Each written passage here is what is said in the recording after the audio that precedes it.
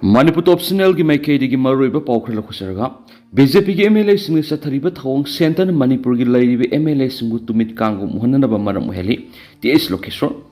BJP ki MLA sing yamna thawna leiragadi constitution ki matung ina BJP ki legislature sing ki leader ama athubu matamda khanbiro aduga state asida leiriba governor da government semna bigi MLA matik sana leiri haina legislature singi signature ga loina state claim tawbiro adusu natana center na khalak pangai ri bani haiduna matam khara themduna thamlaga Manipur muthatpagi tangka georba phawba sida kari su haiduna tumina leidiba sipendi BJP ki MLA singna thawna leina aikhoi kaidau sigi haibadu haibiro punamak toklasi hairagasu congress ki MLA mangadi samadi saugana ba sem saraga dumung leiri aduna taduna hauzik BJP ki legislature sing sathariba thawng asi center lenga ki mafamda Manipur ki leiriba legislature sing asibu tumit kangum uhanana ba masa amo heli masi khwaidi ki lebak thiba mani Manipur praja bu lairik lesu hoitaba kari su khangdaba udaba oina uhanba su langani haina test location phungdorakli haribu wafam asi NREGS की MLA की line department थातरा को सनफमना यमनाम खुना अवांग लेकाई सनसनफम साब mini community hall अमा खुंद्राखुं केंद्र की तेस लोकेशोना सिबगेस ओइदुना संगाब की थौरम मन मांगना फोंदोखिबनि थौरम अदुगो मरि लेदुना मांगना हाय हौखिबा मेगी तांग कुंदा स्टेट सिगी पौमिसिंग तोंगबा MST की बस द मणिपुर थाबो हे अदु मुथलु नत्रबदि Sirulili Festival Haudopi Thoram Gamari Lena E. Paulo Makatana Sapi Yaruhena Central Security Force na Sataraki Batonadu Yaning the Bapong Doctona Lamda Masiki Paumission Hari Bataudo Kanagi Tawin Singi Makar Satakibano Habdo Kangandriba Hova Manipulenga Kamari Laina E. Pau Pong the Bahina Kongjang Sanction Lady Taudo Gamari Lane Stirasiki Sip Secretary in Manipur Habuai Mutat Hanbigi Wapamadu State Government Gimakedi Karigumba Order Amata Tokibaliti Hana the Gisu responsible over political leaders in a Sangdokiba like Kray Hidagadi Karigidamak the Manipur Habuai Mutat Lo Hariba Maharizimen Gi Battalion and Duki Commandant Kauraga Hangdriba Karigino Duga responsible political leader Haribaduna Kanano Habido Sangdokadavani President rule thamdun state the governor in charge on state subungak dibasida central gi sipai masa amagi makhada Manipur si leirabra hainsu MLA is location hanakli amarumdana Isauna Sogoliba Sigi Matana High Court of Manipur Union Home Ministry the notice thakri Manipur the Metha Lushilakwadiki non left and Surakana Maramoiduna status the Togoliba Isauna Sogoliba Sigi Mating Pibina Bigimatang High Court of Manipur Shumoto Amalakatuna Union Home Minister Amasum National Disaster Management Authority Director General da notice Amathakri Ngara High Court of Manipur Chief Justice Campia Soma Sekar Amasum Justice Ante Bimol Singagi Ben Samana Manipur State Legal Services Authority na pirakpas Serolamagi matung ina Manipur gi tampak amadi singi district sing da isaw thokpat oina landslide tholokpadi gi thengnariba awaba sigi matang na panki High Court of Manipur gi bench aduna makoida pirakiba sirolamadi prinama sum electronic media gi report loina Director Relief and Disaster Management Manipur gi report adu yumpham moiraga notice adu pikibani notice adu da awaba nanglaba miyoi sing adu gi damak sana thaknaba polam matik sana phanganba nopi amasum angang singi oina Hang liber relief camp singda sapagada ba phibam thambiba ahal oiraba masum differently able singi mating piwa masum aphaba thaknabi ising matik sana phanganba masum ana lengi matangda tangai fadana sangba polam sing 100 ba loina mai masing tamliba singi oina temporary oina center hangdokpa natragana digital kuthang aphaba mong yenglaga mating pibina ba wafam su yauri amaramdana Service rifle na kapsin javadagi laikhidri Kaksing district Sugunu police station gi manung sanba khongnang haisabi da leiba mari suba Manipur rifles ki post amada posting daraga leiba personal ama masada issue tawba incest rifle ama na masa mathana kapsin javadagi lekatna bangamdana laikhidri haidi thaudo singara nungthil pungama ga min yankhairom tabada post adumaktra thokibani haidi laikhidraba Manipur rifles ki personal dugi maming Kabrambam hi bomsa si kuntra gumde laikhidraba case sanatun kawi ma sero kaithel dagini ma ki rifleman number 0820102223 ni hari amaromdana ising isaw na maram oirak skin gi laina naba mi maudra ka taruk thingari haukiban mi khrane sida thokli isaw na maram oiraga thokpa layong gi manungda skin gi laina naba mi maudra ka taruk thingari hari Manipur government ki health department ki health and medical response to flood situation थादोरक्पा सिरोल अमना हाय district administration Imphal east west अमसुम सेनापति दा हांगलिबा relief camp सिंग खांगदोक्तुना health rapid response team तरागा तरुक डिप्लॉय तौखी मेडिकल चेकअप तौबा अमदि मथौ ताब हिदाक लांथक अमदि अतै पोलम सिंग येनथोकपिगी थाबक तौरी मेडिकल चेकअप अदुदा इम्फाल ईस्ट दा हांगबा रिलीफ कैंप तरुक इम्फाल वेस्ट दा रिलीफ कैंप मरि अमस सेनापति डिस्ट्रिक्ट की रिलीफ कैंप अमदा इसाउसना मरम ओइरगा थोनबा स्किन की ओइना लाइना नाबा मी मौद्रागा तरुक अदु थेंगनखिबनि हारि अमरोंगना मियामगी दमक्तनि हाइरबदि सोक्थब नाइद्रि एति मियामगिनि खल्लुबदा नुमित कियानि इसिंगदा लैरबसु अवाबा दैति मणिपुर हौजिका थोक्लिबा इसाउगी अवाबसिदा मियामना खुदोंथीबा थेंगनबदा मसागी खुदोंथीबा अमदि अवाबा क्या काउथोलगा हथेंगना थौदांग लौरिबा एनजीओ अमसुम तोवान एजेंसी सिंगी मरक ओइना थेंगनदुना लाक्लिबा सि आरामबाई टिंगोलनि लेबाक मियामगिनि हाइरबदि आरामबाई टिंगोल सोक्थब नाइद्रि इसिंगना ngakसम यौरब मफम अमदा अवाब तारब मी अमगी पुंसि कन्नब होनबदा अकीबा मसुम खुदोंथीबा क्या काथोक्तुना सोक्थब नाइदना मथौ तौरिबा आरामबाई टिंगोलगी टेंगोलोय अमना फुंगदोरकपिगे ओपम अमदा मियामगिनि खल्लुबदा नुमित कियानि इसिंगदा लैरबसु अवाब लैति हाइबसिना पाउमी अमगी वखलदा ततना निंगसिंगदुना लेहलि तसेंगना मणिपुर नुमित खरनिगी ममांगदगी थोक्लिबा इसिंग इसाउसिदा हाइनिंगाय लैतना खुदोंथीबा मयौनबा मियामगिदमा हक्थिंगना सोंगथोक्तुना मयुकनरिबा सिविल सोसाइटी ऑर्गेनाइजेशन सिंगी मनुंगदा आरामबाई टिंगोलना लौरिबा थौदांग कैदौंगीदा नमसिंगदना थंबयारै तोआन नेशनल मीडिया अमदी गवर्नमेंट चलाइबा न्यूज चैनल सिंगदा मणिपुरगी इसाउना अवाबा तालबा मियामगी पुंसि कलिबा सि गवर्नमेंट की तोआन एजेंसी सिंगनी हाइना मीडिया की खुदोंचाबा लौबगी थबा सि चथरबसु हक्थेंगदना इसाउ मयुकनरिबा मियामना थेंगनरिबा अवाबदा मतेंग पांगलिबा सिदा हक्थेंगदना आरामबाई टिंगोलना लौरिबा थौदांग कैदौंगैदा नथैबि यारै मतेंग मतंग असिदा गवर्नमेंट की तोआन एजेंसी अमसुम अतै वॉलंटरी ऑर्गेनाइजेशन सिंगना लौरिबा थौदांग अदुबु हंथना येंबगी वफम लैति इसाउना अवाबा मयुकनरिबा मियामगी पुंसि कन्नबा होनबदा आरामबाई टेंगोल अमसुम सयोल कोपो ऑर्गेनाइजेशन अमगी मेंबरसिंगना लौकिबा थौदांगी मतांगना अवाबा तारबा नुपी अमना फोंदोरपा वफमदा तसेंगना करी वही हाइरगा मियामु थगसगनि खंद्रि ngarang ayuktagi akhoi ise kongpal hijam lairak ising thumbadagi pot lusinba chaki chatpantubo ising ima esum sung khalakpana khauri yau khiba khangdi upai lairaktraba matamaduda akhoi bu laphokpinaba mari lainaba authority da pau phaunuduna haijarubada thabak oina pangthokpa ngamdana lakhraba matungda arambai tingol amasum sayolgi thaumi meyamna changchilaktuna kanbibadu anauba mapo ama pokpibani haina lawi madugi damak hainingai leitna thakali aiki arambai tingol si manipur thukliba ungkhanaba asida yamna haksinba amadi tamthiba organization ama oina ko ki jauksingna leba asigi miyam khaktada natana malemgi miyam da utnaba honatuna lakpi adubu tasengna hawkiba numit kharani gi mamangda thukliba natural calamity sidadi hairiba wakhaluna du makoina tawriba thabaksinga sina aran mani haina praman tawri amaromdana border pillar sendakhigadra mi painare india amas myanmar ni kingam khai takliba more 1 number 5 muslim basti da leba border pillar number 79 si ising isauna sendakhigadra haibigi mi paiba pokla hari mafamadura leba miyoi singna press ta phungdoropagi matung inati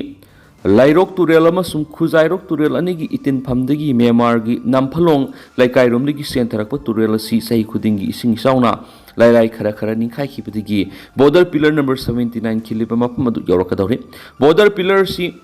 yauksingadaba fit amakhaktam ngairi mari leinaba lainga ki authority sing athuba matamda retailing wall sangatuna border pillar si isingna sendakhidana bo honabagi tangai padaba lairi athuba matamda miyeng changhaudrabadi isau tholakpa matamda sendakhirgani hairina su paus tamakhatana su phungdorakli ahanmada kangla paugi editorial myamna thamjigi langol game village tigi idp sing setkhina pa khanganba mathong hukta thongni haukiba sai english ngani ga kungo humdogi me humdigi illegals immigrants sing ki jau narco tourist namitai miyam gi mathakta landarakhiba ngasi sahi ani heli makoina mitai miyam gi mathakta atamnana landarakhibi pannamdi haidibidi manipur gi apunba saktam thugaira ko ki kangrup singwe tongan laibak jalingam semgani haibsini adubu sahi sakya maning tamalaiba oirakhiba madi apunbagi saktam ngaktuna laklibi yelomi singmi tami maru oina mitai frumna apunbagi saktam singnara ko singi mayukta khongpham sina leptuna lanthingna duna lakli masigi manungsana illegal immigrants sing mitai sing hatpa mitai gi yum sing mai thabagi thabak sing paktakna satharakibadagi lanjenarakhiba idp internally displaced person lising humfurom tuan relief camps sing singja phamlo dun laidi IDP singna relief camp singna sangjafam lawduna leiriba asigi manungda kuki singna mayum maikei tumna thadokpikraba moredagi IDP singi sangjafam leitabadagi state government na Langol Game Village ki government quarter da sangjafam pikhiba singadu PR lengana mafam adu thadoktuna satkinaba khankibadu miyoibigi lisat ki wangmadani Langol Game Village ki ahangba quarter singna sangjafam lawduna leiriba moredagi lanjinarakiba singbu quarter thadokuna satkinaba khangalliba asigi maram karigi nomadi IDP singna quarter thadolaga satkraba matung karamba mafamda lehengadoribano haibadu miyamna khangan pamthui IDP singna quarter thadokuna satkinaba khangandringaida makogi laifam hana sinpam thui amasum mathong maram khangdana IDP sing quarter thadokuna satkinaba khangalliba lenga ki thausilasi landarakliba illegal immigrant singu ki jawsingbu sokotpiki thawongni haina lawruidabigi maram laiti Moredagi lanjennarakiba IDP sing satkinaba khangalakliba aduda IDP singi maraktigi makoina tola taraba kanasu laijadrabani makoibu mafam asidagi tanthokpigeno karigumba mafam asidagi thadoktuna satkigadabani hairabadi makoigi mayu moreda hanjin hanbiu haiba wafam phongdorakiba sina miyam punamaki thamoi kahele IDP singna makoigi mayumda hanjin halu haina sahi ani hena khulaw lawduna lakli IDP singi khulaugi ona taina bada relief camp dagi satkina ba khangan ba natragana tan bagi thawong sathaba tarabadi madu aron be agenda amagi makhara sathabani haina lawroi da bigi maram naiti Langol Game Village ki quarter da lairiba IDP sing asi relief camp sing da laifam leitabadagi popular government haibasi environment minister oidingai da ayaba pidun renkibani mafam adu da lairiba IDP sing yauna relief camp sing da lairiba sing asi Maral matum punamak mang takraba thawai hingnaba lanjinarakiba ngaktani makoini hingliba punsi mahinga si nungai nati haibisi lenga na khangna makoi singa sigi masa masagi mayum inkolda hanjin hanana bo honabigi mahutta loikham naida bo tho ohenduna thamliba si lebakthibani IDP singa relief camp singa laiba si lining duna leibanati makoina ngasi hingliba amadi leliba punsi mariala sina tungi punsi da kari phibam oirakadagi haiba tamangamdaba phibam amada leiribani sera sida Langol Game Village ki ahangba government quarters sing da leiriba IDP sing laingana satkinaba khangan chirol pikhibadu khudak da handok phamthoi karigumba sattabi yadi haiba leirabadi makoi sing aduna leibada khudong sagadaba mafam hana pigadabani lainga ki thawong sina maram oiraga miyamgi ihau lakhanana ba paujel pibu oina thorakpe Popular government moredagi lanjennarakiba IDP singi laifam piramba adu PR lengana satkinaba khanganbagi wathuk leiraklibasi tauge yauna tawba tanja menja khangdaba tawhoidaba lisani amaromdana isau sina haujuk leiriba PR government amadi state ki disaster management asi fail oire takpani kokomi The Coordinating Committee on Manipur Integrity Kokomi na hausuk Manipur thuklibi isau sigamari leinana PR lenga sina transparent oiba relief package miyamna khangan gadabani haina dabi tawri kokomi na makha taraduna phongdokhibada lenga asina time bound oiba rehabilitation plan ama tawduna isauna sogolaba mayumaikai thomjin khraba miyoi singidama athubada awaba taraba singna mating pangna bokhona gadabani hanisu dabi tawri hariba wafam se kokomi gi thawmi sing ngarang Manipur thuklibi isau sina soolaba mafam singda satuna field survey tawraba matung awaba taraba isau nanglaba miyoi singidama lenga asina pekhatpam thokpa flood relief amadi emergency service sing matik sana thamduna awawa taraba singbu mating pangadabani haina phongdokhi kokomi gi lusingbu singna phongdorakhibud Manipur state ta hawkhibu numit kharani sida leptana nongsubudi state sida isau nangadori haina warning piraba phawbada lenga ki mari leinaba authority singi marakta coordination watpadagi isau sina miyamu khamthengna wahali masina takpade haujik laidiba PR government amadi state ki disaster management asi fail oire haibani haina phongdokhi amaromdana lambi ki nagyet laibak thongatpana sathoksinda khudong sadaba togoli Kaksing district ki khwaidi ki maru oiba lambi ama oiriba NH 137 A lambi paring ki Kaksing lamkhai degi na wabagai lamkhai bazar phawbagi lambi asi haujik nungju pantha yorapaga loinana pothole kya de ising tungsinduna leibana khwaidigi hena khudong thiningai phibamda leibadana tana lambi asi nongmonomi gi asum suksilakpa hengalak hinsilakli iramasiga mari leinaba authority singna praja miyam gi awaba yengbiduna akanno miyeng sangbi yuhaina joint non government voluntary organization Kaksing gi president Ketrimayum Satadari amadi secretary N Begesandran khuyek biduna thadorakwa chirol amada phongdorakli Chirol aduna makha tara aduna hai lambi paring asiri ising tungsin duna noma nomagi phibam sopa henjilakriba asigi khwaidigi chawba maram singi manungda ama oiribasi lanai mioi kya namadi lambi gi nakal animakta dukan phamlibi isil inaw singna lambi gi nakal animakta wangna lebak thongalakpa asu amani lambi asi kyarak hana semlabasu hairiba thongaliba saruk singasi lauthoktriba phawba ising tungsinduna leibigi thengnariba khudong sadaba si kokan ngamrek lambi miyamna lambi nakalda thongaliba si tawdanaba hakthengna kiyarak miyoi singaduda haijarabasu usinadana leiri ilamasida deputy commissioner kaksing amadi caretaker chairperson kaksing municipal council ayiba sirol ama ngarang pisunduna okatkri Praja miyamna thengnariba awaba khudong sadaba sing asi ubiduna athubada thabak to onthokpiduna leibak wangna thongaliba sing lokthokduna miyamna thengnariba awaba sku onbiu hainasu apul torokli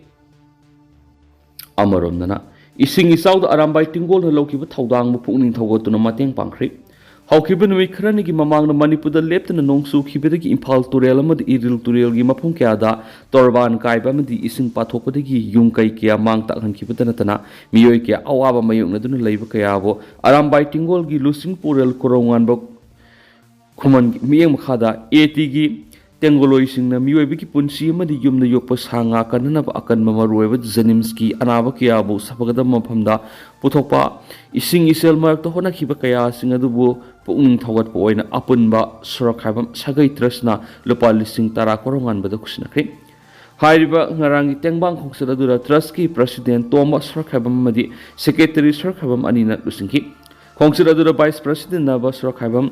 treasurer manglem jaw convener ojit surak habam member singlen surak habam singo miyoi kyana saruk yakhi tengmang khongsat aduga mari lenina trust ki convener ojit surak habam na phungdokibada mausagi oiba khudong thiba taraba matamda kathokpaga loinana isang thona aramba gi tengoloi singna lawkiba thaudang adubu awang thakta ikai khumne madi pungning thakoli loinana matungda lamdam asida mausagi oiba khudong thiba tholakpa matamda thauna leina mating pangma ngam oisanu amadi miyamna sumiyam gi dama kathokpaga loinana thabak tawri bising pungning thakot piu aina phungdoki amaramda korongan ba khuman gi apokpa koingam ba khuman apun ba surak habam sagai trasna pungning thakot pa si arambai tengol na yamna nungai jaba poksi haina apen phungdoki panmaya ba surak habam sagai tras asina lamdam asida leiriba awana taraba madi mahai gi lamda makok mathang taraklaba mahiroi kya ru sel gi angam mating pangdunu laklibini tentang nasumna mayamna thamjaramge duga hausikoi di mayam pau matang se lusinjarage amsu makhata anoba update mayam punna ngai mina sena channel sigi makeri gi mang famda makhata na thamjari